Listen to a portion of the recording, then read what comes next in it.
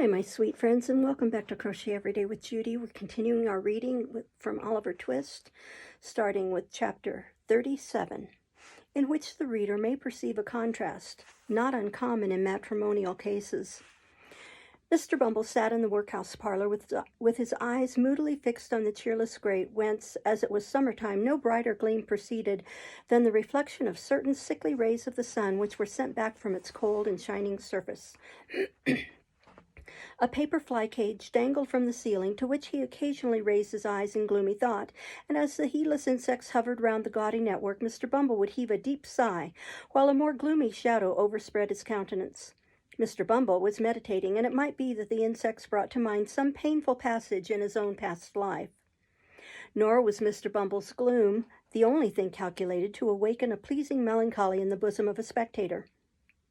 There were not wanting other appearances, and those closely connected with his own person, which announced that a great change had taken place in the position of his affairs. The laced coat and the cocked hat, where were they? He still wore knee breeches and dark cotton stockings on his nether limbs, but they were not the breeches. The coat was wide-skirted, and in that respect like the coat, but oh, how different. The mighty cocked hat was replaced by a modest round one. Mr. Bumble was no longer a beetle. There are some promotions in life which, independent of the more substantial rewards they offer, acquire peculiar value and dignity from the coats and waistcoats connected with them. A field marshal has his uniform, a bishop his silk apron, a counselor his silk gown, a beadle his cocked hat. Strip the bishop of his apron or the beadle of his hat and lace, what are they? Men, mere men. Dignity, and even holiness too, sometimes, are more questions of coat and waistcoat than some people imagine. Mr. Bumble had married Mrs. Corney and was master of the workhouse. Another beadle had come into power, and on him the cocked hat, gold lace coat, and staff had all three descended. And tomorrow, 2 months it was done, said Mr. Bumble with a sigh. It seems an age. Mr. Bumble might have meant that he had concentrated a whole existence of happiness into the short space of 8 weeks, but the sigh, there was a vast deal of meaning in the sigh. I sold myself, said Mr. Bumble, pursuing the same train of reflection, for 6 teaspoons, a pair of sugar tongs, and a milk pot, with a small quantity of second-hand furniture and 20 pounds in money. I went very reasonable. Cheap, dirt cheap. Cheap, cried a shrill voice in Mr. Bumble's ear. You would have been dear at any price, and dear enough I paid for you, Lord above knows that. Mr. Bumble turned and encountered the face of his interesting consort, who, imperfectly comprehending the few words she had overheard of his complaint, had hazarded the foregoing remark at a venture. Mrs. Bumble, ma'am, said Mr. Bumble with sentimental sternness. Well, cried the lady. Have the goodness to look at me, said Mr. Bumble, fixing his eyes upon her. If she stands such an eye as that, said Mr. Bumble to himself, she can stand anything. It is an eye I never knew to fail with paupers, and if it fails with her, my power is gone. Whether an exceedingly small expansion of eye be sufficient to quell paupers who, being lightly fed, are in no very high condition, or whether the late Mrs. Corney was particularly proof against eagle glances, are matters of opinion. The matter of fact is that the matron was in no way overpowered by Mr. Bumble's scowl, but on the contrary treated it with great disdain, and even raised a laugh thereat, which sounded as though it were genuine. On hearing this most unexpected sound, Mr. Bumble looked first incredulous and afterwards amazed. He then relapsed into his former state, nor did he rouse himself until his attention was again awakened by the voice of his partner. Are you going to sit snoring there all day? Inquired Mrs. Bumble. I am going to sit here as long as I think proper, ma'am, rejoined Mr. Bumble, and although I was not snoring, I shall snore, gape, sneeze, laugh, or cry as the humor strikes me, such being my prerogative. Your prerogative, sneered Mrs. Bumble with ineffable contempt. I said the word, ma'am, observed Mr. Bumble. The prerogative of a man is to command. And what's the prerogative of a woman, in the name of goodness? Cried the relict of Mr. Corney deceased. To obey, ma'am, thundered Mr. Bumble. Your late, unfortunate husband should have taught it you, and then perhaps he might have been alive now. I wish he was, poor man. Mrs. Bumble, seeing at a glance that the decisive moment had now arrived, and that a blow struck for the mastership on one side or other must necessarily be final and conclusive, no sooner heard this allusion to the dead and gone than she dropped into a chair, and with a loud scream that Mr. Bumble was a hard-hearted brute, fell into a paroxysm of tears. But tears were not the things to find their way to Mr. Bumble's soul. His heart was waterproof. Like washable beaver hats that improve with rain, his nerves were rendered stouter and more vigorous by showers of tears, which, being tokens of weakness, and so far tacit admissions of his own power, pleased and exalted him. He eyed his good lady with looks of great satisfaction, and begged in an encouraging manner that she should cry her hardest, the exercise being looked upon by the faculty as strongly conducive to health. It opens the lungs, washes the countenance, exercises the eyes, and softens down the temper, said Mr. Bumble, so cry away. As he discharged himself of this pleasantry, Mr. Bumble took his hat from a peg, and putting it on rather rakishly on one side, as a man might who felt he had asserted his superiority in a becoming manner, thrust his hands into his pockets and sauntered toward the door, with much ease and waggishness depicted on his whole appearance. Now, Mrs. Corney, had tried the tears because they were less troublesome than a manual assault, but she was quite prepared to make trial of the latter mode of proceeding, as Mr. Bumble was not long in discovering.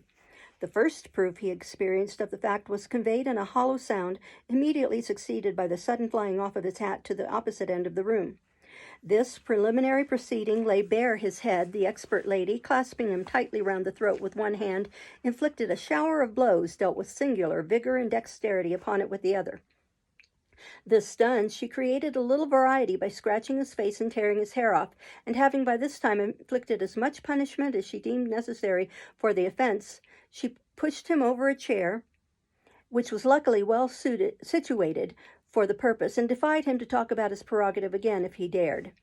"Get up," said Mrs. Bumble in a voice of command, "and take yourself away from here unless you want me to do something desperate." Mr. Bumble rose with a very rueful countenance, wondering much what something desperate might be, and picking up his hat, looked toward the door. "Are you going?" demanded Mrs. Bumble. "Certainly, my dear, certainly," rejoined Mr. Bumble, making a quicker motion toward the door. "I didn't intend to. I'm going, my dear. You are so very violent that really At this instant, Mrs. Bumble stepped hastily forward to replace the carpet which had been kicked up in the scuffle.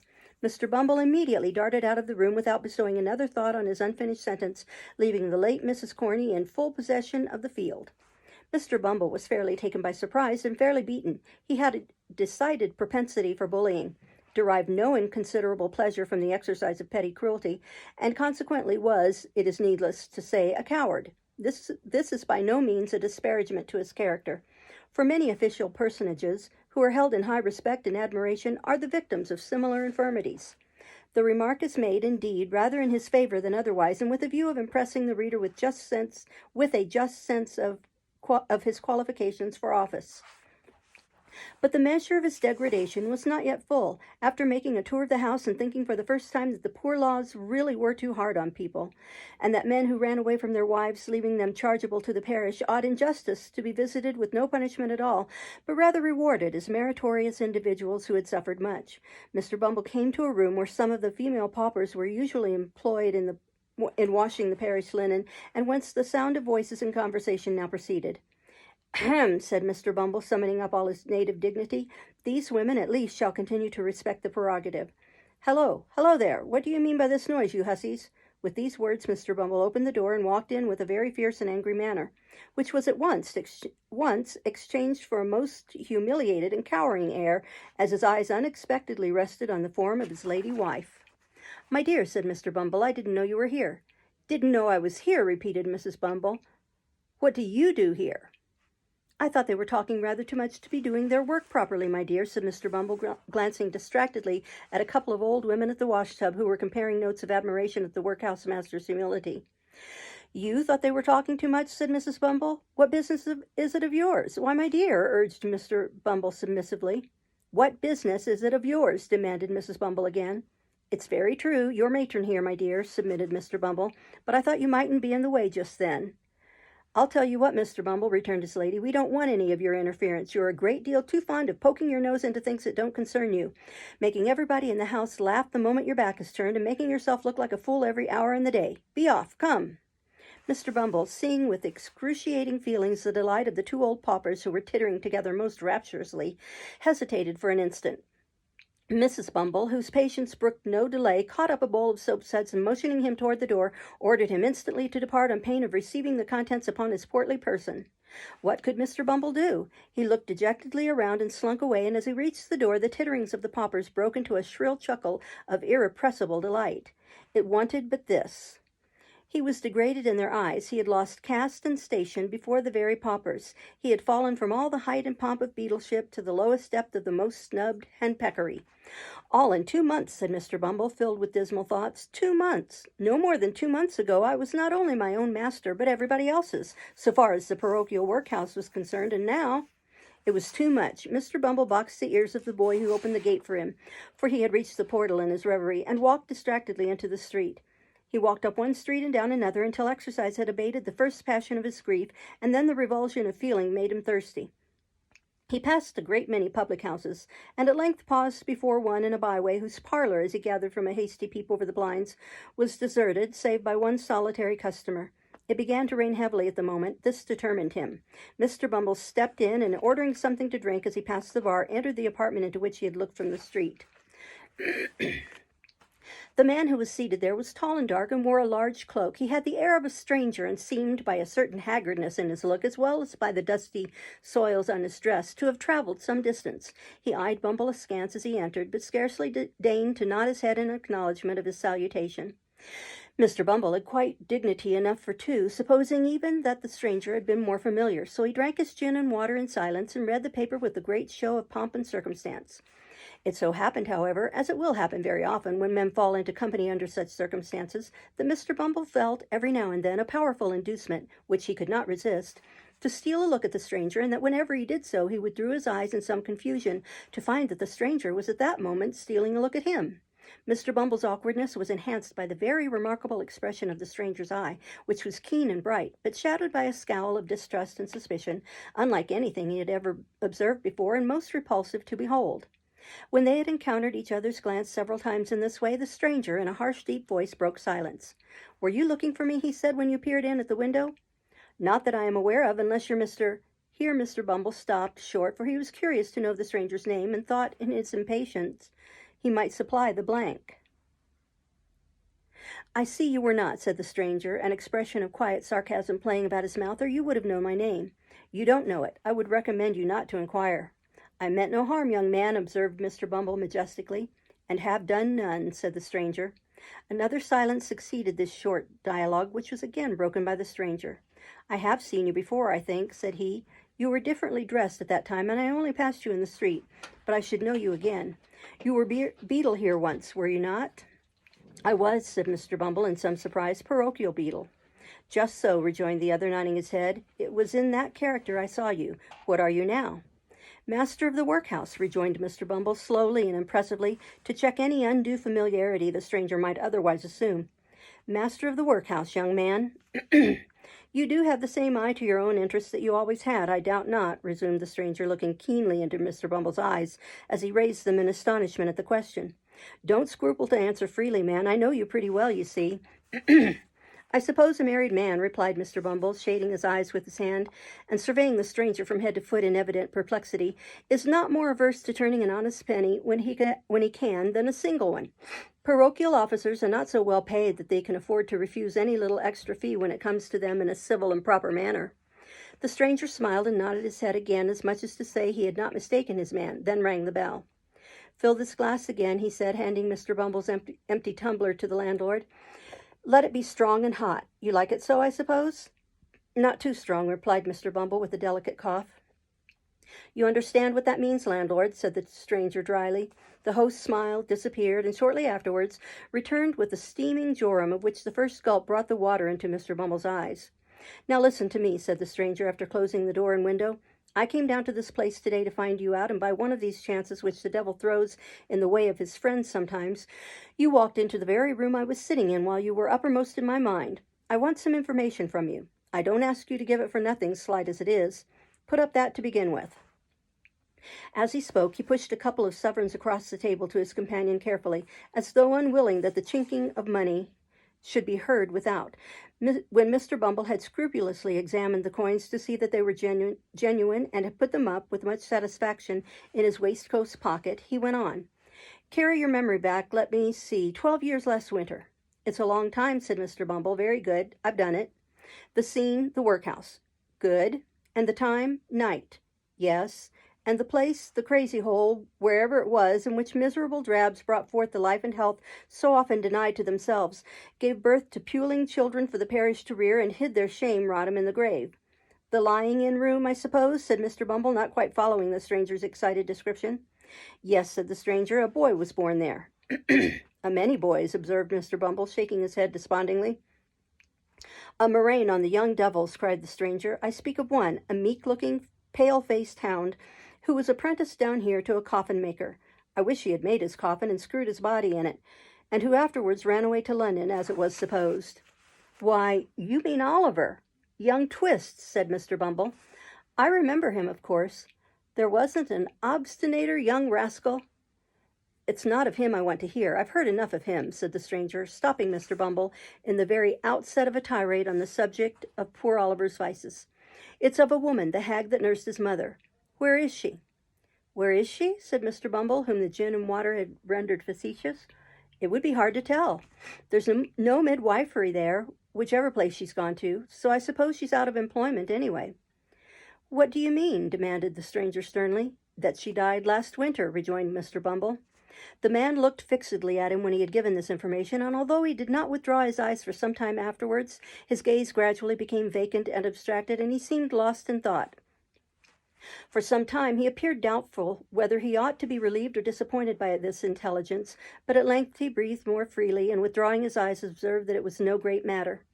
With that he rose as if to depart. But Mr. Bumble was cunning enough, and he at once saw that an opportunity was open for the lucrative disposal of some secret in the possession of his better half.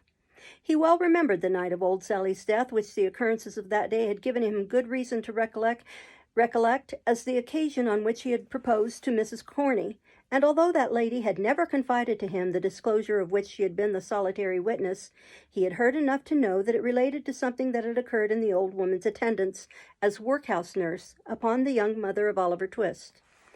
Hastily calling this circumstance to mind, he informed the stranger with an air of mystery that one woman had been closeted with the old harridan shortly before she died, and that she could, as he had reason to believe, throw some light on the subject of his inquiry.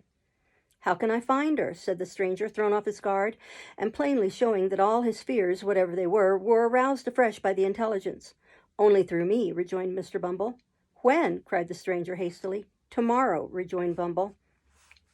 At 9 in the evening, said the stranger, producing a scrap of paper and writing down upon it an obscure address by the waterside in characters that betrayed his agitation. At 9 in the evening, bring her to me there. I needn't tell you to be secret. It's your interest. With these words he led way to the door, after stopping to pay for the liquor that had been drunk, and shortly remarking that their roads were different, departed, without more ceremony than an emphatic repetition of the hour of appointment for the following night. On glancing at the address, the parochial functionary observed that it contained no name. The stranger had not gone far, so he made after him to ask it. What do you want? Cried the man, turning quickly round as Bumble touched him on the arm. Following me? Only to ask a question, said the other, pointing to the scrap of paper. What name am I to ask for? Monks, rejoined the man, and strode hastily away. Chapter 38, containing an account of what passed between Mr. and Mrs. Bumble and Monks at their nocturnal interview. It was a dull, close, overcast summer evening, and the clouds, which had been threatening all day, spread out in a dense and sluggish mass of vapor, already yielded large drops of rain, and seemed to presage a violent thunderstorm, when Mr. and Mrs. Bumble, turning out of the main street of the town, directed their course toward a scattered little colony of ruinous houses, distant from it some mile and a half, or thereabouts, and erected on a low, unwholesome swamp bordering upon the river. They were both wrapped in old and shabby outer garments, which might perhaps serve the double purpose of protecting their persons from the rain and sheltering them from observation.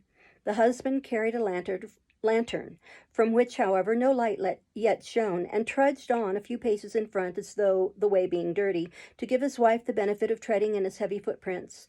They went on in profound silence. Every now and then Mr. Bumble relaxed his pace and turned his head as if to make sure that his helpmate was following. Then, discovering that she was close at his heels, he mended his rate of walking and proceeded, at a considerable increase of speed, toward their place of destination. This was far from being a place of doubtful character, for it had long been known as the residence of none but low and desperate ruffians, who, under various pretenses of living by their labor, subsisted chiefly on plunder and crime. It was a collection of mere hovels, some hastily built with loose bricks, others of old worm-eaten ship timber, jumbled together without any attempted order or arrangement, and planted the most part within a few feet of the river's bank. A few leaky boats drawn up on the mud and made fast to the dwarf wall which skirted it, and here and there an oar or coil of rope appeared at first to indicate that the inhabitants of these miserable cottages pursued some avocations on the river. But a glance at the shattered and useless condition of the articles thus displayed would have led a passer-by without much difficulty to the conjecture that they were disposed there rather for the preservation of appearances than with any view to their being actually employed. In the heart of this cluster of huts and skirting the river, which its upper stories overhung, stood a large building formerly used as a manufactory of some kind, and which had, in its day, probably furnished employment to the inhabitants of the surrounding tenements. But it had long since gone to ruin. The rat, the worm, and the action of the damp had weakened and rotted the piles on which it stood, and a considerable portion of the building had already sunk down into the water beneath, while the remainder, tottering and bending over the dark stream, seemed to wait a favorable opportunity of following in its old companion and involving itself in the same fate. It was before this ruinous building that the worthy couple paused as the first peal of distant thunder reverberated in the air, and the rain commenced pouring violently down. "The place should be somewhere here," said Bumble, consulting a scrap of paper he held in his hand. "Hello there," cried a voice from above. Following the sound, Mr. Bumble raised his head and descried a man looking out of a door breast high on the second story. "Stand still a minute," cried the voice. "I'll be with you directly," with which the head disappeared and the door closed. "Is that the man?" asked Mr. Bumble's good lady. Mr. Bumble nodded in the affirmative. "Then mind what I told you," said the matron, "and be careful to say as little as you can, or you'll betray us at once." Mr. Bumble, who had eyed the building with very rueful looks, was apparently about to express some doubts relative to the advisability of proceeding any further with the enterprise just then, when he was prevented by the appearance of Monks, who opened a small door near which they stood and beckoned them inwards. "Come," he cried impatiently, stamping his foot upon the ground, "don't keep me here." The woman, who had hesitated at first, walked boldly in without any further invitation. Mr. Bumble, who was ashamed or afraid to lag behind, followed, obviously very ill at ease, and with scarcely any of that remarkable dignity which was usually his chief characteristic. "What the devil made you stand lingering there in the wet?" said Monks, turning round and addressing Bumble after he had bolted the door behind them. We were only cooling ourselves," stammered Bumble, looking apprehensively about him. "Cooling yourselves," retorted Monks. "Not all the rain that ever fell or ever will put as much of hell's fire out as a man can carry about with him. You won't cool yourself so easily. Don't think it." With this agreeable speech, Monks turned short upon the matron and bent his fierce gaze upon her till even she, who was not easily cowed, was fain to withdraw her eyes and turn them toward the ground. "This is the woman, is it?" demanded Monks. "That is the woman," replied Mr. Bumble, mindful of his wife's caution. "You think women never can keep secrets, I suppose," said the matron, interposing and returning as she spoke the searching look of Monks. "I know they will always keep one till it's found out," said Monks contemptuously. "And what may that be?" asked the matron in the same tone. "The loss of their own good name," replied Monks. "So by the same rule, if a woman's a party to a secret that might hang or transport her, I'm not afraid of her telling it to anybody. Not I. Do you understand me?" "No," rejoined the woman, slightly coloring as she spoke. "Of course you don't," said Monks. "How should you?" Bestowing something halfway between a smile and a scowl upon his two companions, and again beckoning them to follow him, the man hastened across the apartment, which was of considerable extent, but low in the roof. He was preparing to ascend a steep staircase, or rather ladder, leading to another floor of warehouses above, when a bright flash of lightning streamed down the aperture, and a peal of thunder followed, which shook the crazy building to its center. "Hear it," he cried, shrinking back. "Hear it, rolling and crashing on, as if it echoed through 1,000 caverns where the devils were hiding from it. I hate the sound." He remained silent for a few moments, and then, removing his hand suddenly from his face, showed to the unspeakable discomposure of Mr. Bumble that it was much distorted and discolored. "These fits come over me now and then," said Monks, observing his alarm, "and thunder sometimes brings them on. Don't mind me now. It's all over for this once." Thus speaking, he led the way up the ladder, and hastily closing the window shutter of the room into which it led, lowered a lantern which hung at the end of a rope and pulley passed through one of the heavy beams in the ceiling, and which cast a dim light upon an old table and 3 chairs that were placed beneath it. "Now," said Monks, when they had all 3 seated themselves, "the sooner we come to our business, the better for all. The woman knows what it is, does she?" The question was addressed to Bumble, but his wife anticipated the reply by intimating that she was perfectly acquainted with it. He is right in saying that you were with this hag the night she died, and that she told you something. About the mother of the boy you named, replied the matron, interrupting him. Yes. The first question is, of what nature was her communication, said Monks. That's the second, observed the woman with much deliberation. The first is, what may the communication be worth? Who the devil can tell that without knowing of what kind it is? Asked Monks. Nobody better than you, I am persuaded, answered Mrs. Bumble, who did not want for spirit, as her yokefellow could abundantly testify. Humph, said Monks significantly, and with a look of eager inquiry. There may be money's worth to get, eh? Perhaps there may, was the composed reply. Something that was taken from her, said Monks, something that she wore, something that— You had better bid, interrupted Mrs. Bumble. I have heard enough already to assure me that you are the man I ought to talk to. Mr. Bumble, who had not yet been admitted by his better half into any greater share of the secret than he had originally possessed, listened to this dialogue with outstretched neck and distended eyes, which he directed toward his wife and Monks by turns in undisguised astonishment, increased, if possible, when the latter sternly demanded what sum was required for the disclosure. What's it worth to you? Asked the woman, as collectedly as before. It may be nothing. It may be 20 pounds, replied Monks. Speak out and let me know which. Add 5 pounds to the sum you have named. Give me 25 pounds in gold, said the woman, and I'll tell you all I know. Not before. 25 pounds, exclaimed Monks, drawing back. I spoke as plainly as I could, replied Mrs. Bumble. It's not a large sum either. Not a large sum for a paltry secret. That may be nothing when it's told, cried Monks impatiently, and which has been lying dead for 12 years past or more. Such matters keep well, and like good wine often double their value in course of time, answered the matron, still preserving the resolute indifference she had assumed. As to lying dead, there are those who will lie dead for 12,000 years to come, or 12,000,000 for anything you or I know, who will tell strange tales at last. What if I pay it for nothing? Asked Monks, hesitating. You can easily take it away again, replied the matron. I am but a woman, alone here and unprotected. Not alone, my dear, nor unprotected neither, submitted Mr. Bumble in a voice tremulous with fear. I am here, my dear, and besides, said Mr. Bumble, his teeth chattering as he spoke, Mr. Monks is too much of a gentleman to attempt any violence on parochial persons. Mr. Monks is aware that I am not a young man, my dear, and also that I am a little run to seed, as I may say, but he has heard, I say I have no doubt, Mr. Monks has heard, my dear, that I am a very determined officer with very uncommon strength if I'm once roused. I only want a little rousing, that's all. As Mr. Bumble spoke, he made a melancholy feint of grasping his lantern with fierce determination, and plainly showed by the alarmed expression of every feature that he did want a little rousing, and not a little prior to making any very warlike demonstration, unless indeed against paupers or other person or persons trained down for the purpose. You are a fool, said Mrs. Bumble in reply, and had better hold your tongue. He had better have cut it out before he came, if he can't speak in a lower tone, said Monks grimly. So he's your husband, eh? He my husband, tittered the matron, parrying the question. I thought as much when you came in, rejoined Monks, marking the angry glance which the lady darted at her spouse as she spoke. So much the better. I have less hesitation in dealing with two people when I find that there's only one will between them. I'm in earnest. See here. He thrust his hand into a side pocket and, producing a canvas bag, took out 25 sovereigns on the table and pushed them over to the woman. Now, he said, gather them up, and when this cursed peal of thunder, which I feel is coming up to break over the housetop, is gone, let's hear your story. The thunder, which seemed in fact much nearer, and to shiver and break almost over their heads, having subsided, Monks, raising his face from the table, bent forward to listen to what the woman should say.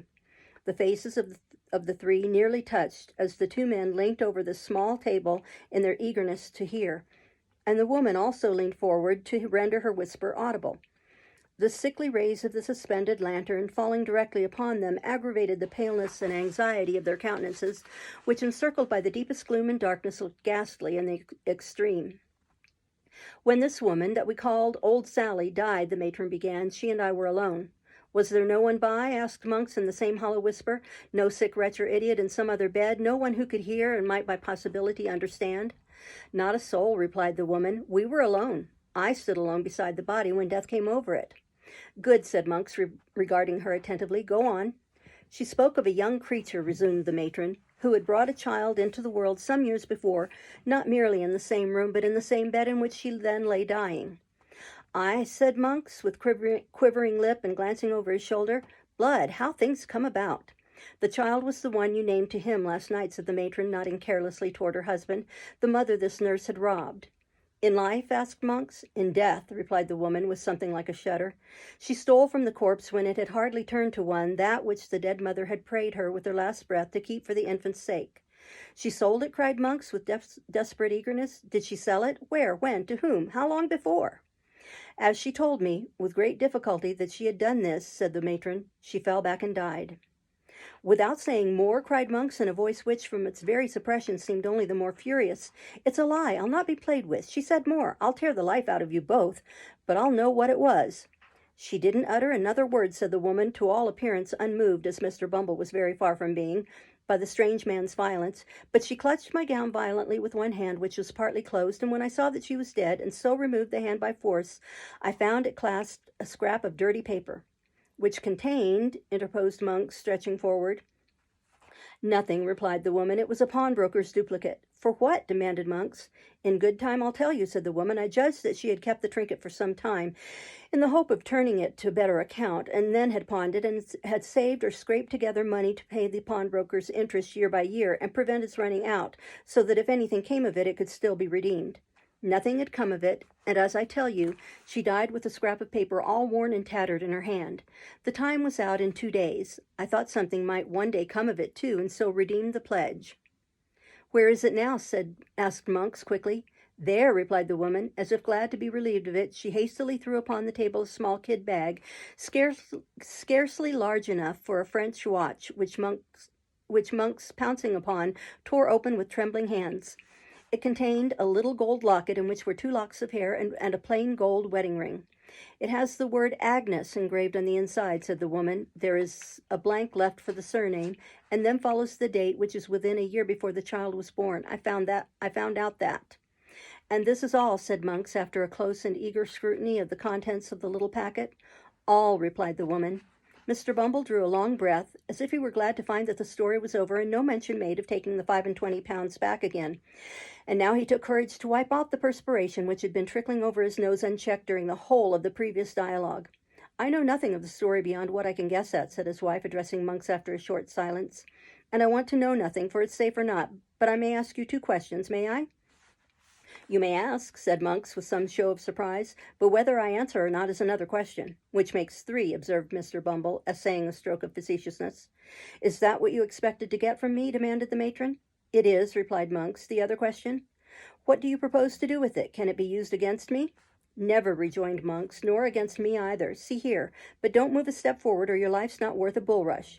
With these words, he suddenly wheeled the table aside and, pulling an iron ring in the boarding, threw back a large trap-door which opened close at Mr. Bumble's feet and caused that gentleman to retire several paces backward with great precipitation. Look down, said Monks, lowering the lantern into the gulf. Don't fear me. I could have let you down quietly enough when you were seated over it, if that had been my game. Thus encouraged, the matron drew near to the brink, and even Mr. Bumble himself, impelled by curiosity, ventured to do the same. The turbid water, swollen by the heavy rain, was rushing rapidly on below, and all other sounds were lost in the noise of its splashing and eddying against the green and slimy piles. There had once been a water-mill beneath, and the tide, foaming and chafing around the few rotten stakes and fragments of machinery that yet remained, seemed to dart onward with a new impulse when freed from the obstacles which had unavailingly attempted to stem its headlong course. If you flung a man's body down there, where would it be tomorrow morning? Said Monks, swinging the lantern to and fro in the dark well. 12 miles down the river and cut to pieces besides, replied Bumble, recoiling at the very thought. Monks drew the little packet from his breast, where he had hurriedly thrust it, and tying it to a leaden weight which had formed a part of some pulley and was lying on the floor, dropped it into the stream. It fell straight and true as a die, clove the water with a scarcely audible splash, and was gone. The 3, looking into each other's faces, seemed to breathe more freely. There, said Monks, closing the trap-door, which fell heavily back into its former position. If the sea ever gives up its dead, as books say it will keep its gold and silver to itself and that trash among it. We have nothing more to say and may break up our pleasant party. By all means, observed Mr. Bumble with great alacrity. You'll keep a quiet tongue in your head, will you? Said Monks with a threatening look. I am not afraid of your wife. You may depend upon me, young man, answered Mr. Bumble, bowing himself gradually toward the latter with excessive politeness. On everybody's account, young man. On my own, you know, Mr. Monks. I am glad, for your sake, to hear it, remarked Monks. Light your lantern and get away from here as fast as you can. It was fortunate that the conversation terminated at this point, or Mr. Bumble, who had bowed himself to within 6 inches of the ladder, would infallibly have pitched headlong into the room below. He lighted his lantern from that which Mr. Monks had detached from the rope and now carried in his hand, and making no effort to prolong the discourse, descended in silence, followed by his wife. Monks brought up the rear, after pausing on the steps to satisfy himself that there were no other sounds to be heard than the beating of the rain without and the rushing of the water. They traversed the lower room slowly and with caution, for Monks started at every shadow, and Mr. Bumble, holding his lantern a foot above the ground, walked not only with remarkable care, but a marvelously light step for a gentleman of his figure, looking nervously about him for hidden trapdoors. The gate at which they had entered was softly unfastened and opened by Monks, and merely exchanging a nod with their mysterious acquaintance, the married couple emerged into the wet and darkness outside. They were no sooner gone than Monks, who appeared to entertain invincible repugnance to being left alone, called to a boy who had been hidden somewhere below, and bidding him go first and bear the light, returned to the chamber he had just quitted. We'll stop there and start next time with chapter 39. 39. Thank you for listening. Bye-bye.